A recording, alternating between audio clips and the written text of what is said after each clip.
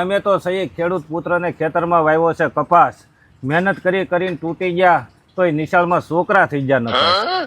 આ તમારે મગફળી અને કપાસ કેટલો છો, આખા ગામમાં નથી કયો ને એટલો છો. આ તમે તો એવું હું નાખો છો, મારે તો ખેતર ધોવાઈ ગયું, બાકી તમારે જો કેવો પાક ઉગ્યો છે.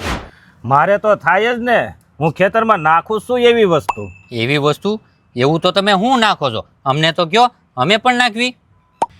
આપણે ઓલા સંકેતભાઈ છે ને, એણે મને આપી છે દવા ઓર્ગેનિક, એ હું વાપરું છું. ઓર્ગેનિક દવા મારે એ વાપરવી છે? મને ખબર જ છે તારે પાકમાં નુકસાની ગઈ છે, પણ તારે એકને નહીં આખા ગામને નુકસાની ગઈ છે. પણ મારે અત્યારે દવા થઈ રહી છે એટલે મેં સંકેતભાઈને ફોન કર્યો છે, એ હમણાં લઈને આવતા જ છે. એલા ભાઈ હું ડાયરો થમાયો છે. અરે ભાઈ વાત જ જવા દો. કેમ હું વાંધો આવ્યો? એલા ભાઈ મારા ખેતર છે ને ધોવાઈ ગયું હાવ. અરે આ રામજી દાદા મને એમ કહેતા હતા કે સંકેતભાઈ મને જે દવા આપી છે ને એ હું ખેતરમાં નાખું છું. હવે એવી તો કઈ દવા છે, મને તો આપો તો હું વાપરું.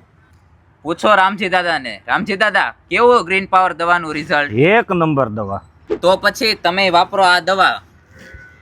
જો આ દવા છે ને, ગમે તે પાક પીળો પડતો હોય, રોગ જીવાત આવતી હોય, ફળદાણાની સાઈઝ નો વધતી હોય, તેમજ તમારો પાક આમ ગણીએ ને તો ખેતરમાં ઉત્પાદન નો આવતો હોય, મૂળનો વિકાસ નો થતો હોય, તો આ ગ્રીન પાવર દવા છે ને 100% સરકાર માન્ય અને લાખો ખેડૂતોએ વાપરેલી દવા છે, જેથી તમને 100% સારામાં સારું રિઝલ્ટ મળે છે.